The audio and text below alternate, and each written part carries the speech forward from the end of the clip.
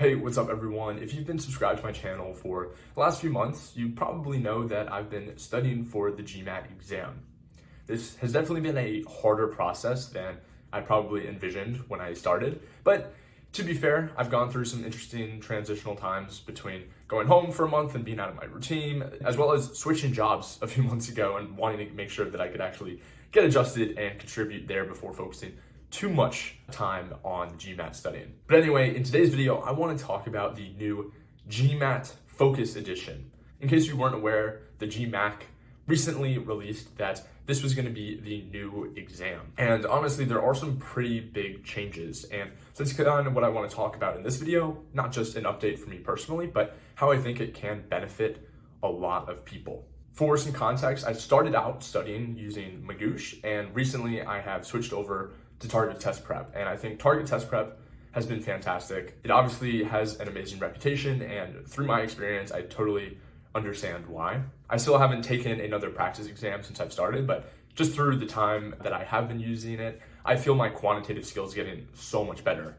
And if you remember, that is the section of my GMAT that I really needed to improve upon the most. So now let's talk about some of these changes on this new GMAT. So first of all, one of the things that's most exciting to myself is it's shorter. The test goes from 3+ hours to now just over 2. And while that's not a huge difference, it's still a 2-hour test, that's a pretty significant drop. Not only mentally does it seem a little bit easier to take a 2-hour test compared to a 3-hour test, but also at the end of your studying, you're going through so many practice exams that, that really is a pretty big change in time commitment. And I should say this video is by no means meant to be all-encompassing in terms of the changes. I really just wanted to talk about how I think the changes will affect and honestly benefit myself. And I think it's very clear to see how a shorter exam just benefits you. That's obviously not specific to me, but I certainly am grateful that the exam is going to be an hour shorter. Another nice benefit that, again, isn't really specific to my own needs, but is still great nonetheless, is that they are getting rid of the analytical writing assessment. This is something most people didn't spend too much time, studying for and prepping for because it wasn't a huge aspect of the final score and an aspect of admissions for business school, but it was still something that you still had to spend 30 minutes doing on test day. And, just that is mentally draining, and it is one last thing to do. So them getting rid of this is, I would say, a net positive. It's one less thing you have to study and worry about. And next is probably the thing that is most exciting for myself, and that is the changes to the quant section. So now in the quant section, they are removing all geometry. This is super exciting for myself just because as a finance major in undergrad, geometry wasn't really a huge aspect of my formal education, whereas everything else was kind of in play. So geometry is something that I haven't really touched since high school, and honestly, in high school, it wasn't always my strength either. So it's just great for myself personally that there is no more geometry on the exam.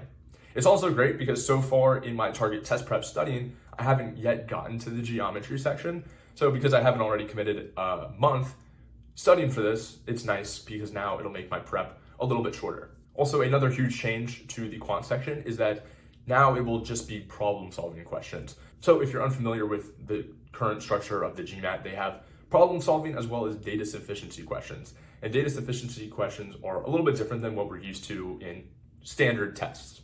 Problem-solving are those typical, it asks you a question and then you have answer choices A through D, A through E. But data sufficiency operates very differently. It honestly just takes a little while to fully get used to it. Data sufficiency isn't totally going away. It's just going to a different section, which I will talk about in a minute. But it is nice that the quantitative section now is fully problem-solving questions. So that means that your frame of mind can really focus on one aspect of questions instead of having to toggle between data sufficiency and problem solving in the same section. So again, I would say for myself, this is a net positive. Okay, so moving forward to the verbal section, the new Focus GMAT will no longer have sentence correction questions.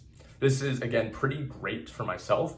Not that sentence correction was something I struggled with. I still, on my one practice exam, performed very well in the overall verbal, but just through my studying now using Target Test Prep, I just know that's not my strength. Growing up in elementary, middle, high school, grammar was really never my thing, and it still isn't. Reading comprehension was always so much easier for me just because I do a lot of reading, and that came more naturally. And it was really the sentence correction that I struggled with, because I'm at the point where I can see what sentence really reads better, but obviously that doesn't necessarily mean it's the correct grammar. So in terms of my own confidence, I just know that if one section had to be removed from the verbal, I'm glad it was this. So I don't think this will change my score too drastically, but in terms of the studying and the prepping for it, I'm very glad, and it just honestly is a lot less information that you need to learn. And honestly, it makes a good amount of sense just with the way the world is now. We have Google, Word, and ChatGPT and everything under the sun to help us on our grammar, and I think that's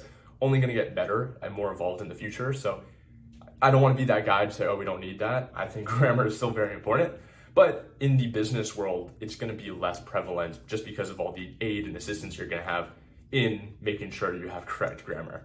All right, so probably the biggest change to the new GMAT Focus Edition is their new section that they call Data Insights. Now, at first, when I read about this, it honestly scared me just because I'm not in a super quantitative role. I obviously don't do computer engineering or anything like that. I'm not a data scientist. So a section committed to data honestly seemed a little daunting at first. And granted, there still hasn't been a ton of information released about what this is going to entail, but the integrated reasoning section from the past exam has now been moved into this Data Insights. Also, the Data Insights section is going to house some of those data sufficiency questions that used to be in the quant section. So this is something that I'm sure our understanding of will continue to evolve as soon as actual formal information is released about it. But for myself, upon learning about it, I was a little bit nervous, and now I feel confident. So I'll probably make another video once more information is released, but I think all these changes are very exciting. And I hate to just continuously delay when I want to take the GMAT, but I think for my own personal reasons,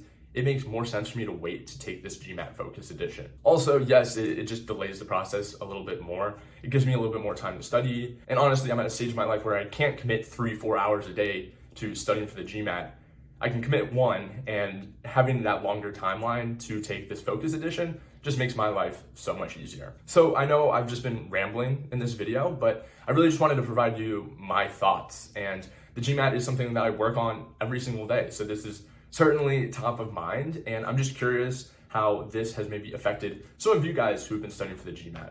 The good news is that if you have been studying for the GMAT, you still will be allowed to take the current version of the exam, not just through 2023, but it's supposed to be allowed in some of 2024, whatever that means. So just because this new one is coming out doesn't mean that as soon as it's released, you can no longer take the other one and deem worthless a lot of that studying that you've done. So anyway, just a really interesting topic, and honestly, I had gone some time without really looking into this new GMAT too much. I was asked a question when I did an interview with the GMAT Club, and it kind of caught me off guard just because I didn't know too much about this new exam.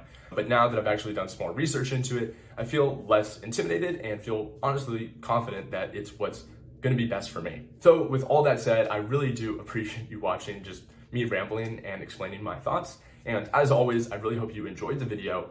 If you did, please subscribe to this channel. I post 2 videos every single week, so you don't want to miss them. And as always, if you have any questions at all, reach out to me on Instagram right here at Galbraith. Also connect with me on LinkedIn down below, and I will see you in the next video. Peace.